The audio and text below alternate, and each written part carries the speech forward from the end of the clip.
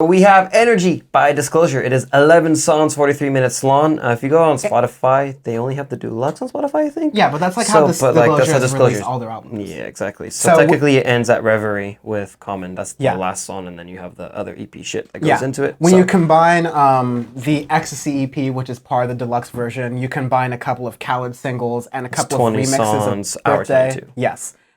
So maybe to Disclosure's credit, because they did organize this in a little bit of way, we're going to review this as though it's the 11-song album. Exactly.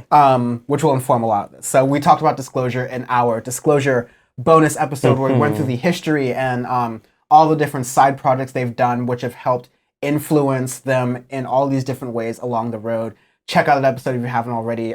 It's a bonus episode in the podcast feed. It's a special episode on YouTube. We had a lot of fun producing that because Disclosure is truthfully one of our favorite bands that we share. So this is their third album. This is their third LP. Howard and Guy are giving it another go. Let's start off. Let's do it. So it starts off with Watch Your Step with Disclosure and Kellis. They've been wanting to work with her for a very long time. And they finally, they've been doing it they wanted to work with her for over a decade. And they finally got to do it with her, Watch Your Step.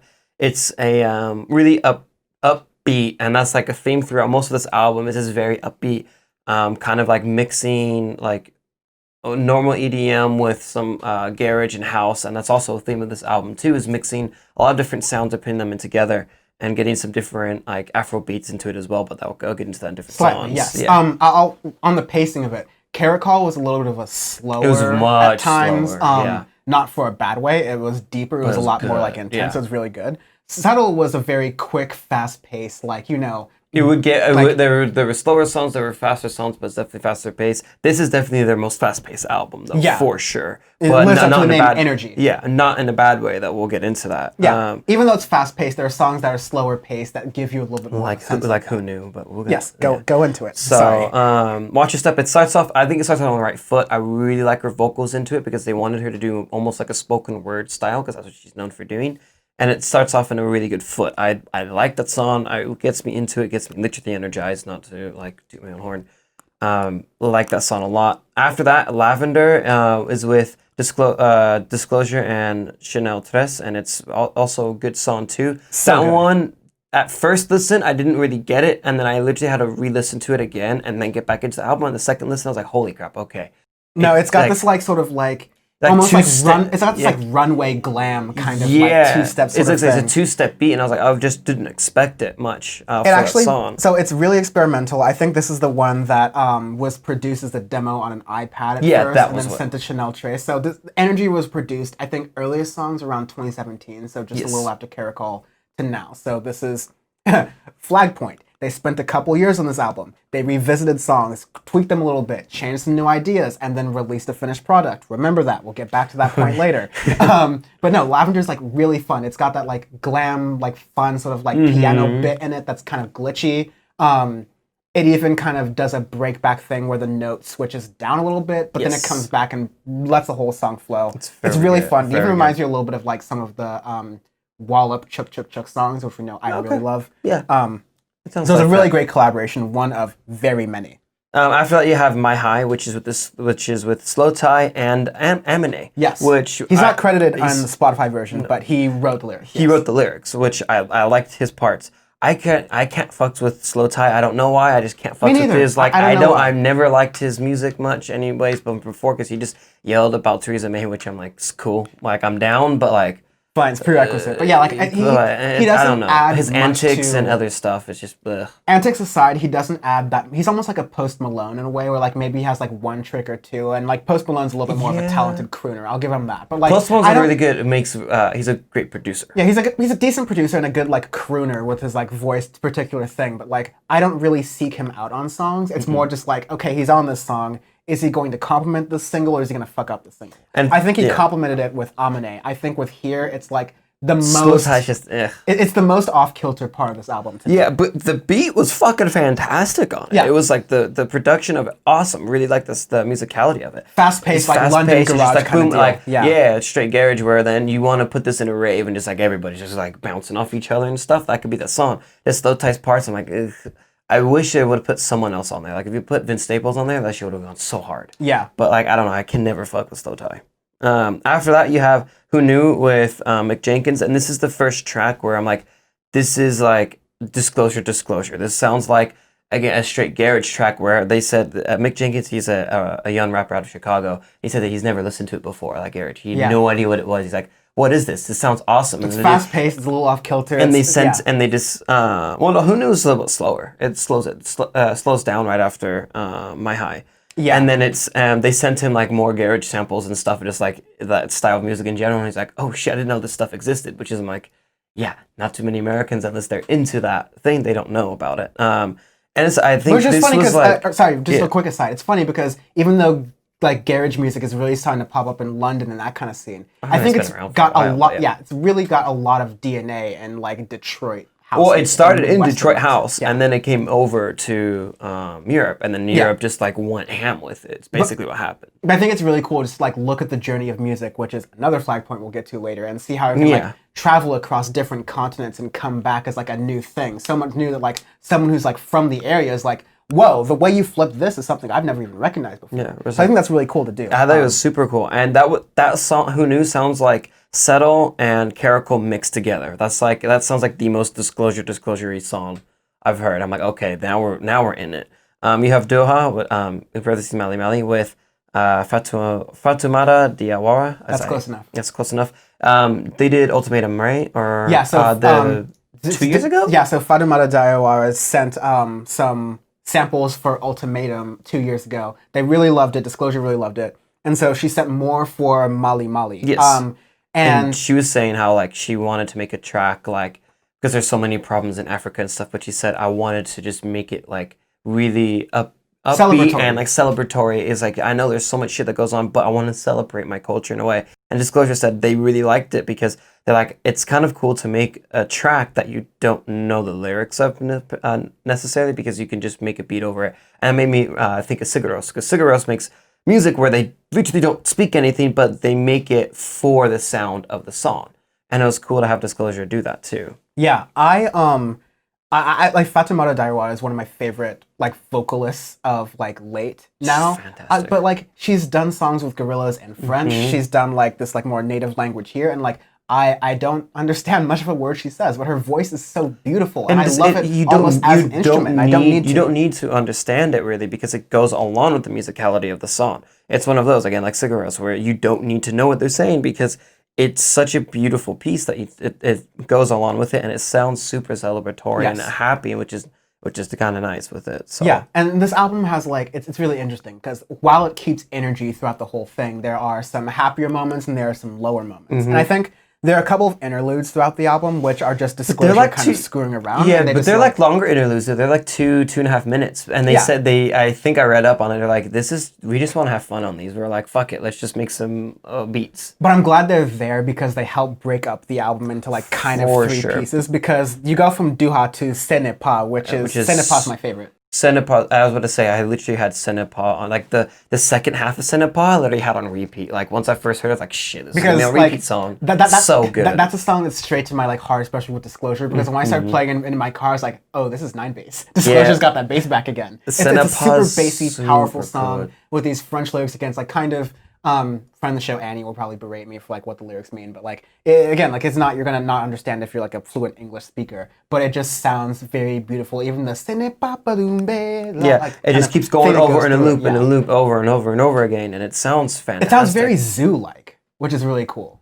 The song I can see that. I can see like more earlier zoo. Yeah, it's the most zoo sounding that a Disclosure song has sounded like. I think I like it because it's a longer piece too. I think it might be the longest track on the album because it's 5.5, it's almost 6 minutes long, and it slows down, speeds up, slows down again. So there's a lot of different things within it, and you could easily make a track like that and make it sound boring, but they didn't do that, and they just kept it. They kept you into it the entire time. Yeah, and then right after that, which that one's in general it's a slower song. And then right after that, you got Energy, which is just like. Boom! Just in your face. Like you have a motivational speaker in there. You have the same one from When a Fire Starts to Burn. Yep. You got Afro beats in there. You got so many different stuff. And just like, it sounds like they're When the Fire Starts to Burn for the first half. And then the second half of the song is just straight pure house. Yeah. And it is wonderful. John Fitty, I believe is his name. Okay, yeah. They said they wanted to team up with him again because they wanted literally like the title track to have energy. And Yes. they wanted it to sound like, and that's exactly what they did. And it's very good. I like it as, I'm glad they put it in the middle of the album there, because if they put it at the beginning, I think it would have been way too fast paced in the beginning. But in the middle, right after Ce N'est Pas, it's perfect because it's just enough to get you back on track into it, and it's enough to where you're not overblown with how much upbeatness there is in this album. Yes. Also, I made a mistake. I messed up the name. Eric Thomas is the person who's like the voice in When a Fire Starts to Burn, the Settle Disclosure song that we talked about, and this one, Energy. Gotcha. All very good. But yeah, you get to the Thinking About You interlude, which again like slows things down a little bit as you get into Birthday, which with Kalani and Sid. Yeah, so it started as a Sid song, and then Kalani kind of came on to do the duet, and it kind of just really brought it together. Interesting. I would have thought Kalani started it. Interesting. No, so it's going over the topic. It's the most like traditional poppy song on the album, if we're not counting the EP with like talk and whatnot. Yeah. But it's the idea of at what point after a breakup is it, even if it's like a bad breakup, is it fine for you to talk to each other, not to like rekindle things or whatever, but just like make sure like as people you're okay. Yeah, like you literally just wish them happy birthday. Yes. Yes. And which I think is an interesting thing, because not too many people talk about that. With saying, okay, we've broken up, maybe it's been like 2 years or something, you've moved on, but you're still like, you still care about that person genuinely. Maybe it's like and having a breakup, like nothing bad came of it per se. So it's good. I love the duet of them. Their voices sound fantastic. Yeah, it's really fantastic together. And then it kind of closes out the album with Reverie featuring Common, who Disclosure was really excited to work with. I was like, Common still makes music? Yeah, Common's still out there. Yo, I'm old enough / young enough to remember when Obama invited Common to the White House along with Jay-Z. That's right, and Jay-Z. And Sean Handy was like, look at this hip-hop barbecue with all these thugs coming in the White House and degenerating Donald Trump's going to bring his porn star wife into the White House? Fucking all in, baby. Make America great again. # no politics. That is it ends the album pretty It's nicely. It's a short song with the Common too. It's only like two minutes and change, yeah. Yeah. I liked it as a closer. It was perfect. I actually wanted the song to be longer. Because I liked it so much. Yeah, which I think are some of the best rap songs, especially with older rappers. Like, not that Common still doesn't have beats and flow, but like, you don't want to be Uncle Rappy. Definitely, I'm happy to be able to say I didn't get too much Common or too much of anyone here. But like, yeah, this what boxes does it check? It is the same sort of Disclosure we know and love, especially like classic Disclosure. This is more kind of an homage to Caracol, is kind of the odd one out now. For sure, 100%. Which I love, and like, I'll be real, Caracol I think is my favorite Disclosure album still because of Caracol may be my favorite top to bottom. As an art piece, like as an art piece, for sure. My favorite tracks still come from Settle because they're more housey per se. But some of these in time will go up there and maybe even surpass some of my Settle songs. With every successive of my now 3 listens to this album, it gets better. It's gotten better. The first listen, it was just a lot, and I had to listen to it up again. And then the second listen through, I go, "Holy crap! Okay, this is fantastic." Another thing, so because of the Ecstasy EP, which is thankfully just the deluxe portion of the album that's added to the end, we totally thought that like, oh shit, Disclosure's released half the album, which is like half true. Nope. And that, okay, we can kind of get a sense that the Disclosure album is going to take more of an African influences. Kind of. And like, it did in certain parts, definitely with Molly, and you've got it and energy, you got Afrobeats, so there's a lot, but yeah, most of that is constricted to the Ecstasy EP / the deluxe portion of it, where you have those 5 songs we've talked about already on Audioface multiple times: Ecstasy, Tondo, Expressing What Matters, Etron, and Get Close. Etron is so. Yeah, I have a new appreciation for Etron since you mentioned it last time. It's so kicking. It's really good. If you like Energy, you'll definitely, the title track on the album, you'll definitely like Etron for sure.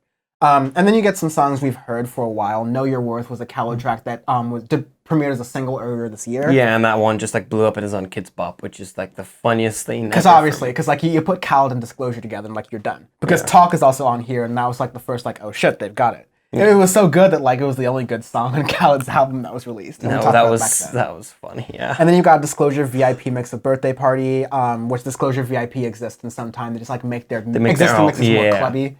And then you have an MJ Cole remix of Birthday, which is also perfectly fine. But again, like we're in the deluxe part. So the last they made an album that I didn't really kind of expect. They still kept me surprising, which still kept me guessing, which I'm happy about. They still did like push push enough boundaries and stay within their own limits too to be cohesive and be enough difference between their 3 LPs that they're still up in their game. So they're very, very good.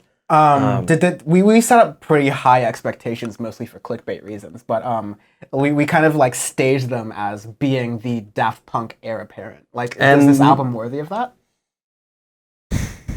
Yeah, I could say so, because they've done enough with their sound that and they've worked with so many different artists, so many different things that they keep upping up their game every single album, and pretty much anything they touch is almost gold. It's close to it, as long as until they make a touch, then we can start talking. Yeah, because once they make a Random Access Memories, then they're good.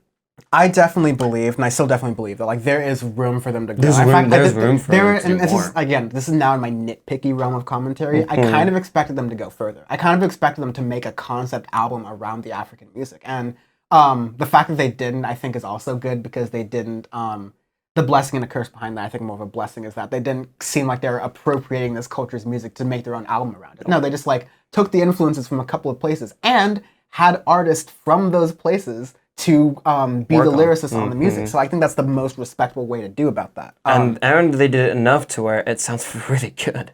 Yes, it sounds really good. So this is definitely, I mean, you know us. This is probably one of the more biased reviews we've done, but we're pretty fair with our biases. Yeah. This is one of the top electronic albums of the year, and it definitely will be revisiting it in the Audioface Awards. Yeah. Gets better with every listen. One last thing. Friend of me, Kyle Chong, said that this album is the equivalent of the Gordon Ramsay meme, where he's just like has his head down and he goes, "Finally, some good fucking food." Because so much of electronic music is garbage, and that's the thing. Because we don't review it all because it's just so garbage. There's so much crap. There's a couple artists that we like, and some of them we have torn into a few times. But our favorites, Chuck 2, Disclosure. Those are usually our staples of like. They're going to make good music. Hopefully. And this year you've had there's it's blanking on me right now, but you've had some really good from the adjacent electronic space release good music, like Tycho, for example. Tycho, yeah. Yeah. Tycho's fantastic. So you have some of those eras of music that are good, and then you have your other EDM, which is just absolute garbage. Yes. So going into our arbitrary scale of the shortest tenured CEOs. Do you know yours? 100%. This is Carl Bartz from Yahoo, because I remember when this happened, because she got fired over the phone when she was the head of Yahoo. I remember when that happened. Because you know how my laptop's like Yahoo, and because for some God knows what reason it doesn't like me, and it keeps me as a Yahoo front page. One time there was an article on this a few years ago, and I read it up, and I'm like, holy shit, that happened. I'm like, that's hilarious. You got fired over the phone being a CEO of Yahoo for 2 years. Yeah, she kept throwing employees under the bus for like things that were her fault, which is a cute thing that CEOs do from time to time. I'm going balls deep with this one. This is Phil Schoonover of Circuit City. Run that shit in the ground. Circuit City was literally, to this day, the best electronic store on the planet. Like 100%, man. That was the best place. Could you imagine building a PC these days? You can build a PC these days that can go to Circuit City. Oh my god! I would already have my computer. I would have. It was down the street. Yeah, exactly. I walk. I got my Wii from there. Side note: in 2002, when the Gap commercial, 2001, when the Gap commercial Discovery came out, I walked with my dad to Circuit City and bought Discovery there because they had the biggest album selection ever. Yeah. Circuit City was fucking good. Schoonover ran the fucker into the ground though. Losses topping out at $300 million during his tenure. And that's when they went bankrupt, like shortly thereafter. But just like I guess that Disclosure concert with Scream, where they're just like throwing feathers around it, just like, yo, fucking get it. There's too many feathers up in this beach. Goddamn.